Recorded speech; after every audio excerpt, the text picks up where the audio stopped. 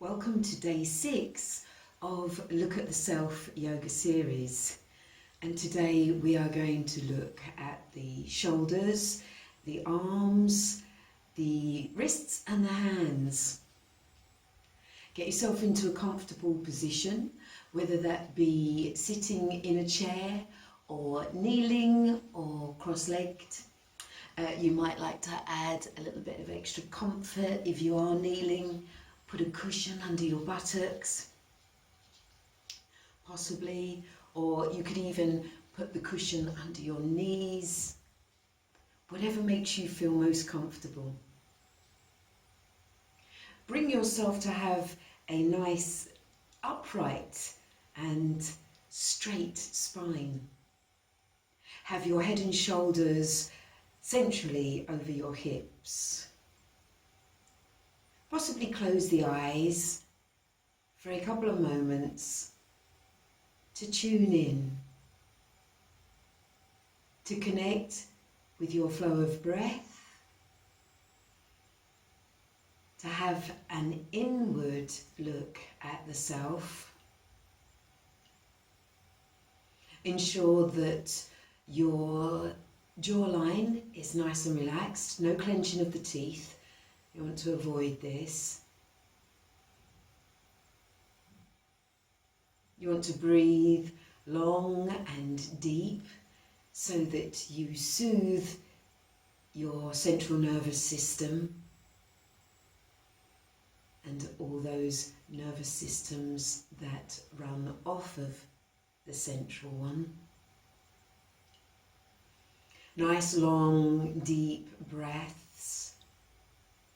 Allow the heart rate, the heartbeat to slow. And this in itself gives the body a sense of peace, a feeling of balance.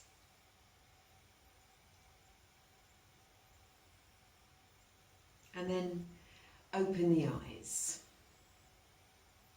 So let's start with the very top of the shoulders here, and the bone of the skeleton on each side here is called the clavicle. And just underneath that, the shoulder plate, is the scapula. And these two bones connect at the shoulder girdle to your humerus bone here in the upper arm.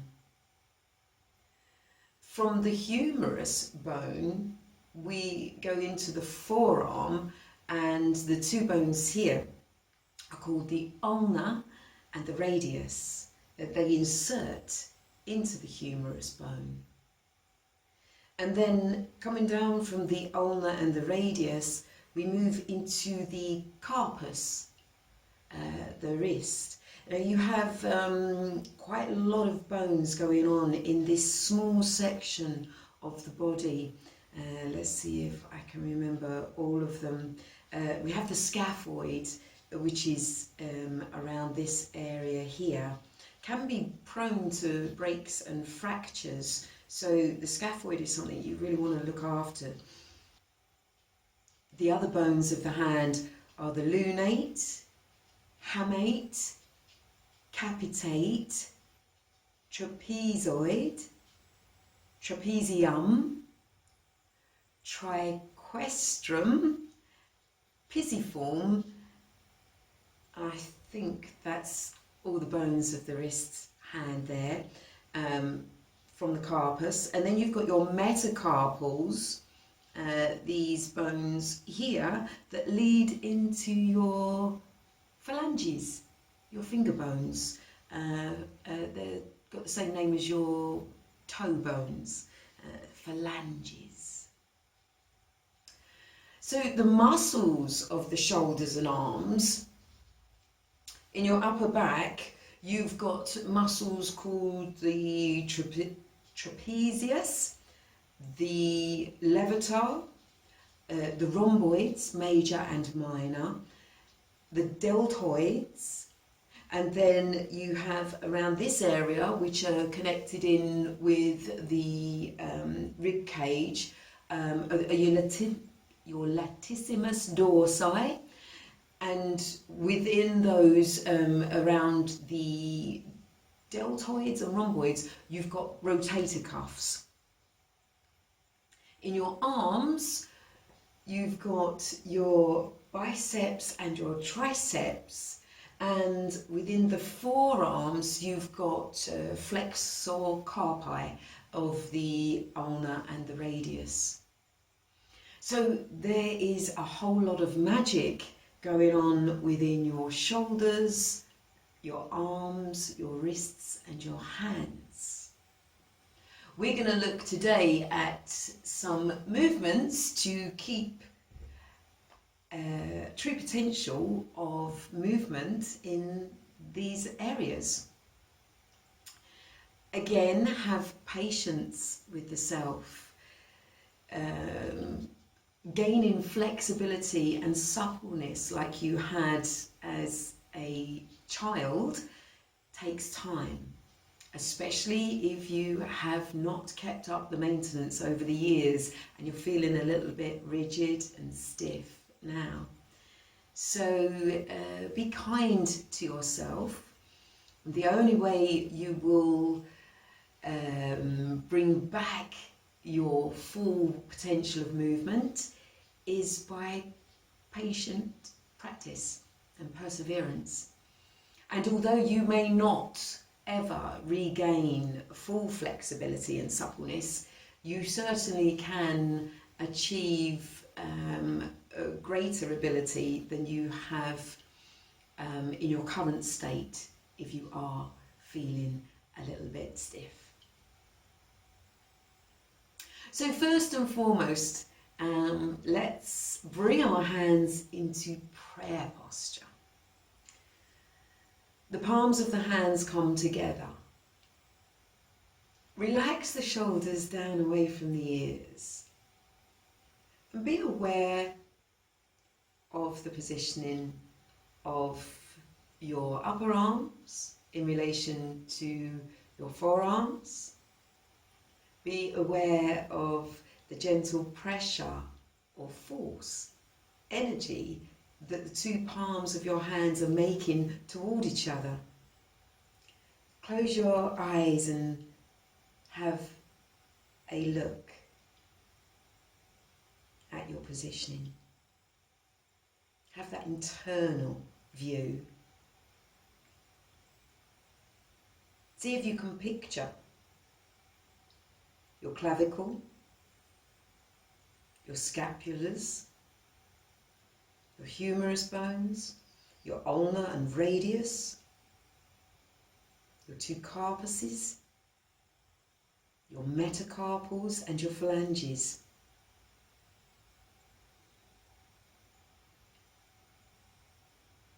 And then open the eyes. And now what we're going to aim to do is this exact position, only behind us. So it might be that you feel more comfortable sitting in a chair, you might feel more comfortable sitting cross-legged, or you might even be able to sit in a hero posture. All depends on your level of yoga experience and practice. Even if you're a novice, some people, the way their skeletons are made, can quite easily sit into this position. So just get yourself into what's comfortable for you. You may like to watch this part of the video through first before joining in, so that you can see exactly what's going on. Your choice. Or you can simply follow direction. So with a nice upright spine, your head and shoulders centrally positioned over your hips. Breathe in and take both arms out to the side, having the hands about a foot away from the floor. Take a nice deep inhalation and rotate the shoulders forward. Rotate those arms forward fully, so you're rotating from the shoulder girdle And then you're rotating your humerus bone forwards, which in turn will help rotate the ulna and radius. Thus, next in line, turning the carpus and all the bones in the hand and fingers. So it's a full and complete movement. And then bring those fingertips to rest on the floor behind you. Now, this is not obtainable to you in the first instance. You might like to have some cushions here that you can place your fingers upon. You might like to have a little pile of books to begin with, or a couple of blocks. And breathe, keeping in mind that your breath is your guide. It's your breath that is going to allow you to surrender into the posture. Over time, you will walk those fingertips towards each other so that your index fingers connect. Even your thumbs will touch if you can. Keeping the breath flowing, the jawline nice and relaxed. You're going to see if you can bring all fingertips to touch. Stay in tune. It may be that you work at this position for several days or weeks before slowly allowing yourself to then begin inversion of the hands. Now this is a full rotation of your carpuses, your wrists.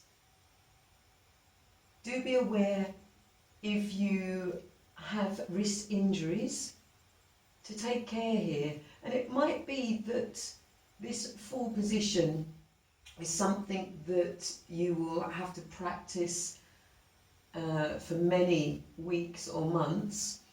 And if the wrists are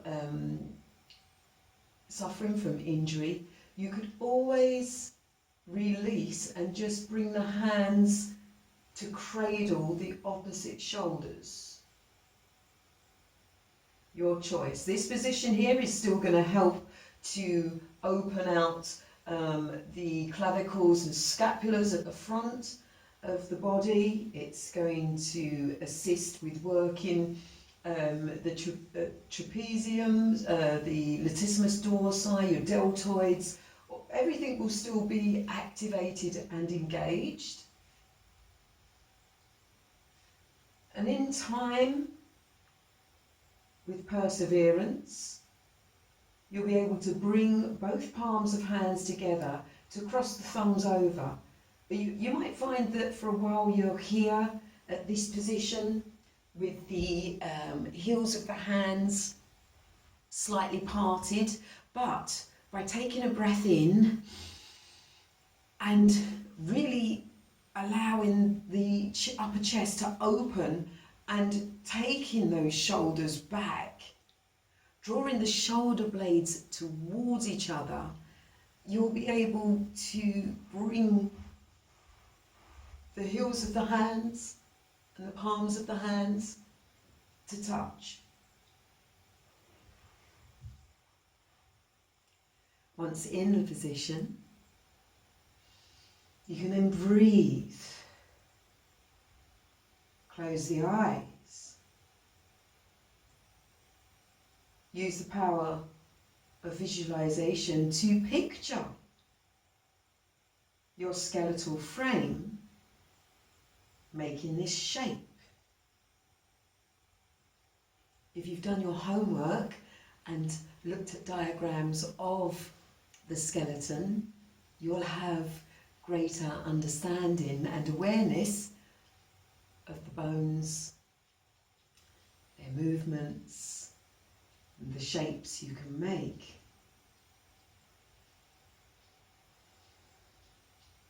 Take nice, long, deep, complete breaths, both in and out, keeping the systems of the body replenished, allowing them to continually regenerate, to balance and unite with each other. And gently release. After you've had your hands in the inverted prayer position, you might like to just make figure of eights with the wrists. As long as you keep that breath flowing, the oxygen will continue to circulate and keep energy levels at an optimum amount. Keep everything balanced, all systems of the body united and travelling together at the same rate. If you have a belt or a strap, let's use it now. We're going to move on to the next foundation position for the arms to get full mobility throughout every part of them, from fingers through wrists, elbows, shoulder girdle. Again, having yourself in a comfortable seated position. Have your belt or strap close by. You're going to breathe in and take the left arm out to the side, and then take it up above your head, left hand up. And as you exhale, you're going to bring that left hand just to rest on the right shoulder blade. Then breathe in and bring your left arm up and over, bringing the left hand, breathe in and bring your right arm up and over, and bring your right hand to your left upper arm, around the bicep and tricep, and very gently nudge that left arm over, nice and gently though. Remember, you're working with the shoulder girdle here, and the whole time you want to be relaxed, so check that you have unclenched your teeth and your jawline is nice and soft and the breath is flowing, and any tension you may be holding on to, allow it to dissipate.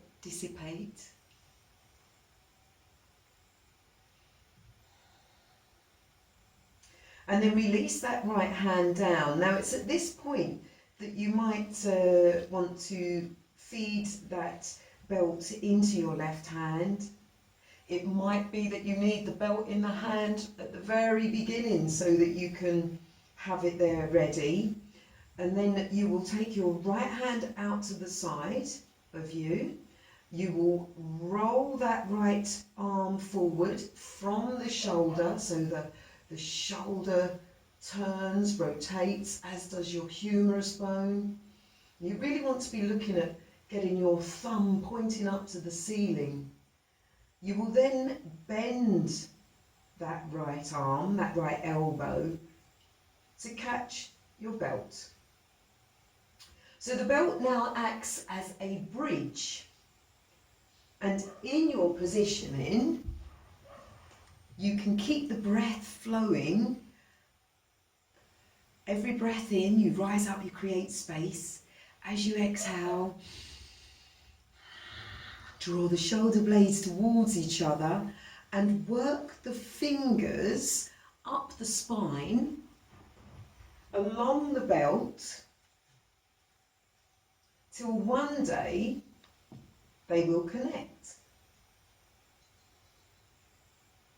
And keep the breath flowing.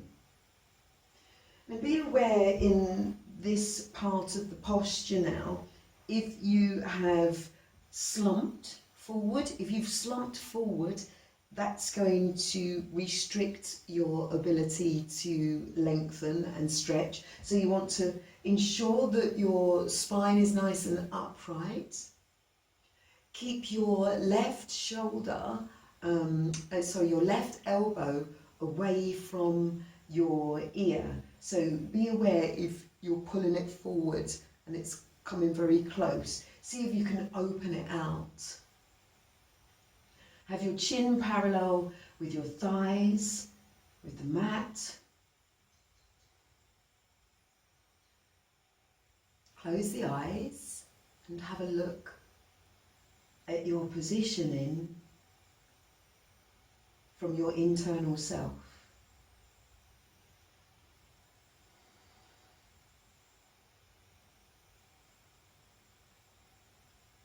And then nice and gently release.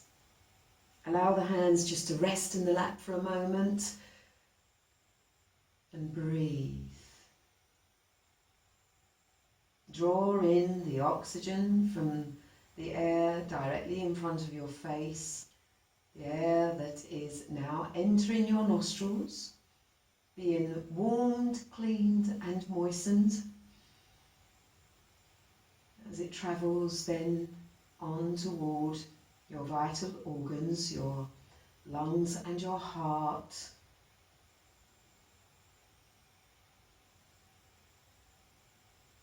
Then being pumped around your arteries, feeding you. And so the process goes on and on with every movement you make. Let's go on the other side.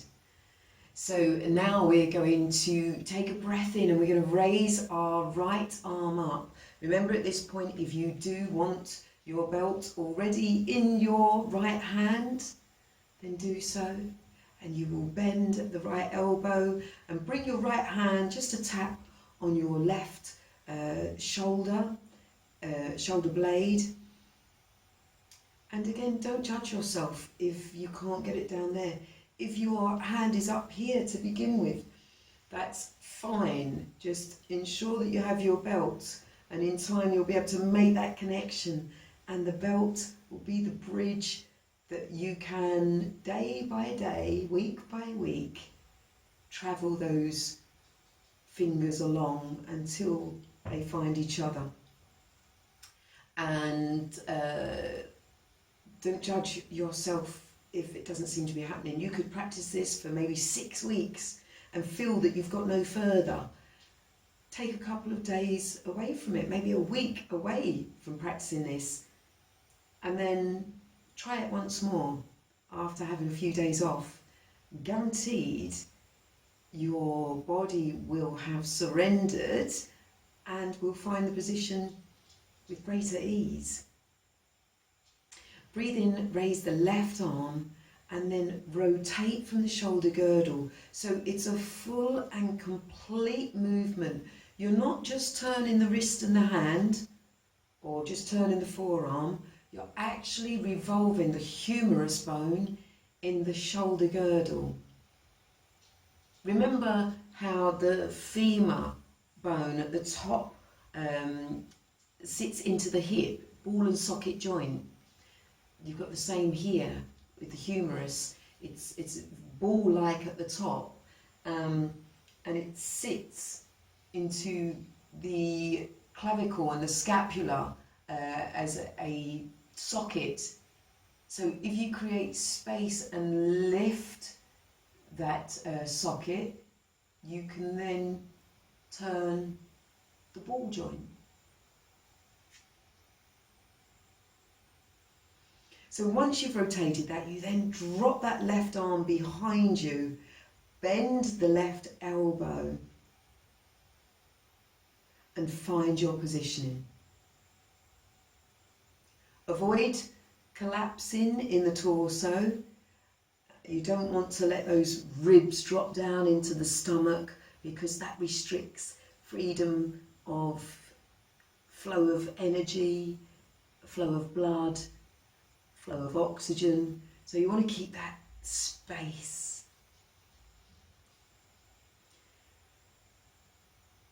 Jawline relaxed. Check that you've unclenched the teeth. because of concentrating on what you're doing, there's every chance your teeth will clench. This is like a tense and a flux of the mind. So reverse that. Again, once you do it enough times, it will become second nature, that no longer will you clench your teeth when you concentrate. And then very gently release. Place the hands into the lap. Simple pose of contemplation. Be aware of how you feel internally and externally. Keeping the shoulders, elbows and wrists with greater mobility. It's quite simple just to do circular movements with the shoulders, forwards and backwards. First thing when you wake up, last thing before you go to sleep, literally a minute each way. And that will help to maintain healthy movement.